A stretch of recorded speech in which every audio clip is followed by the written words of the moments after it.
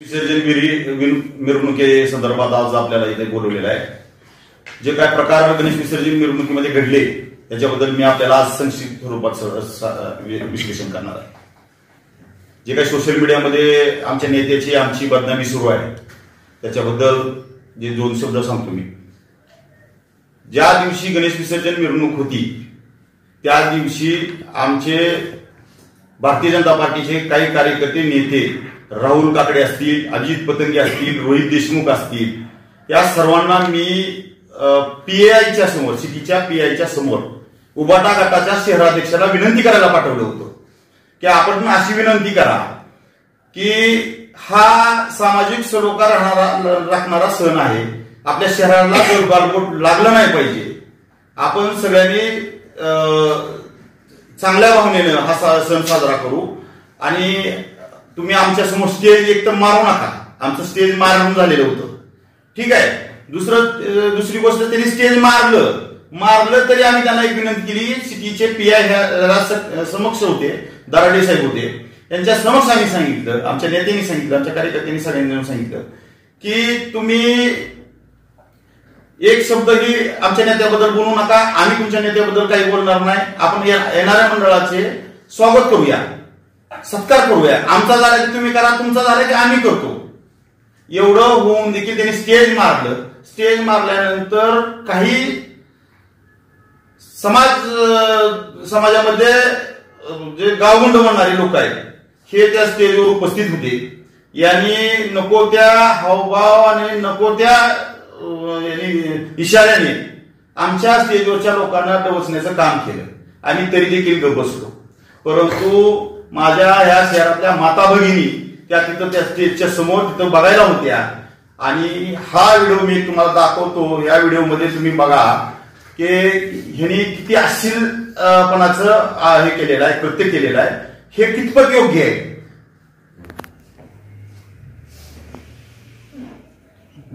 Video बघा ते.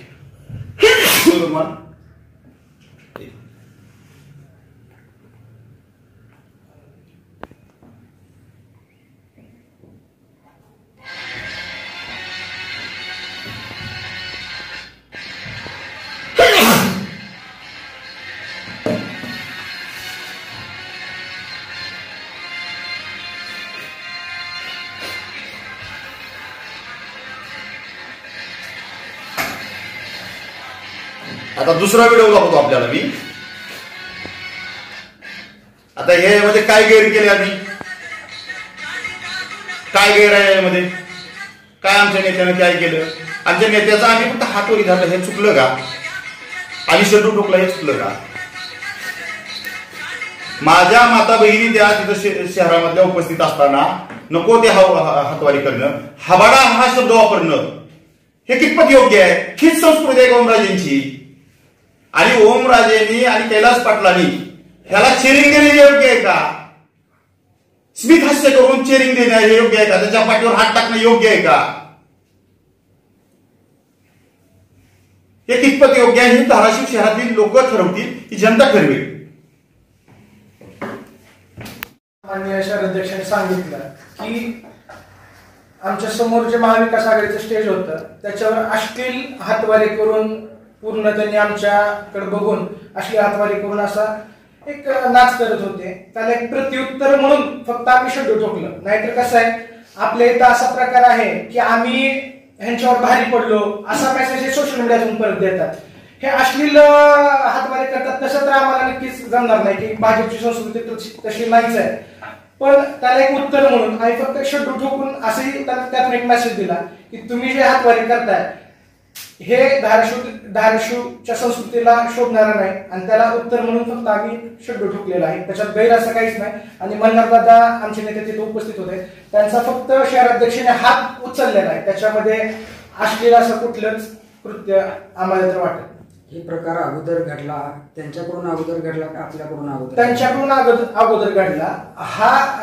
हे स्पष्ट होण्यासाठी मी त्या दिवशी माझ्या सोशल मीडियावर फेसबुक असेल किंवा व्हॉट्सअप असेल त्याच्यावर मी स्टोरी देखील ठेवली होती की हा प्रकार नेमकं सुरुवात कोणी केली. कारण की हे जनतेसमोर समजलं पाहिजे की मला माहित होतं की नेमकं ह्या गोष्टीचा त्यांनी दुरुपयोग करणारच आहे, पण याचं आम्ही स्पष्टीकरण अगोदर दिलेलं होतं. आता सुद्धा हा व्हिडिओ आहे आणि अजून एक व्हिडिओ आहे ज्याच्यामध्ये सुरुवात त्यांनी केलेली स्पष्ट दिसतं. हे सगळं होत असताना आम्ही सगळे बीजेपीचे कार्यकर्ते स्टेजवर होतो आणि एक वेळेस, दोन वेळेस, 3 वेळेस आम्ही गपची बसलो.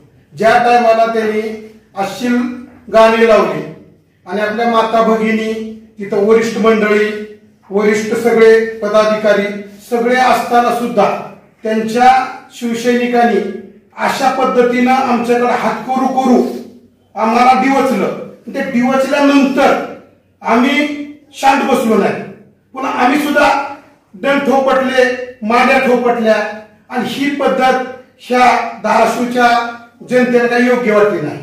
आणि ही ऍक्शन होतं त्यांचं, त्याला रिएक्शन आम्ही फक्त केलेलं आहे. आणि आमचा नेता मल्हार पाटील यांनी शब्द सुद्धा बोलले नाही आणि खासदार ओमराजे आणि कैलास पाटील यांनी फक्त त्यांना बळ देत होते त्यांच्या कार्यकर्त्याला.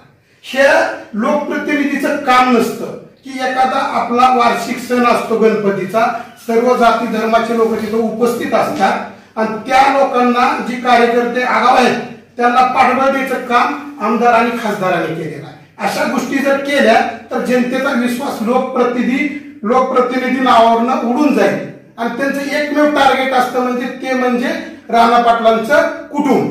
त्यांचं दुसरं काय आमचे कार्यकर्ते वगैरे टार्गेट नाही. त्यांनी जर कार्यकर्त्याला टार्गेट केलं तर आम्ही त्यांना खंबीर आहे, ह्या पद्धतीने आम्ही त्यांना पुढे भविष्यात उत्तर देऊ. परंतु जनतेला वाईट वाटेल असं काही कृत्य आम्ही केलेलं नाही. ते सगळं काय घडलं ते त्यांच्याकडे घडलं नाही. मिरवणुकीच्या दिवशी जो काही प्रकार घडला आहे, हा प्रकार ज्या प्रकारे शिवसेना उद्धव ठाकरे गटाच्या स्टेजवरून अश्लील हातवारे आणि हबाडासारखे शब्द वापरले जात होते, हा एकदम म्हणजे आपल्या संस्कृतीला न शोभणारा प्रकार होता. त्या प्रकाराला तो घडत असताना उबाटा गटाचे सन्माननीय खासदार तिथे उपस्थित होते आणि त्या सर्व प्रकार त्यांच्या डोळ्यात येत घडत होता आणि ते या प्रकाराला स्वतः चेअर करत होते. स्वतः अशा वृत्तीला त्यांनी प्रोत्साहन देत होते. आणि दुसरीकडे आमचे नेते मल्हारदादा हे भारतीय जनता पार्टीच्या स्टेजवर उपस्थित होते, परंतु त्यांच्याकडून असली कुठलीही कृती प्रोत्साहनात्मक झालेली नाही. त्यांचा फक्त आमच्या काही कार्यकर्त्यांनी हात उचलला वरी, परंतु त्यालाही नकार देत त्यांनी हात खाली घेतला आणि डान्स केलेला नाहीये. फक्त 2 सेकंदासाठी आपल्या कार्यकर्त्यांना आपला हात उचलल्यानंतर मल्हारदादांनी हात वर केलेला आहे, त्याच्या पलीकडे केलेलं नाही.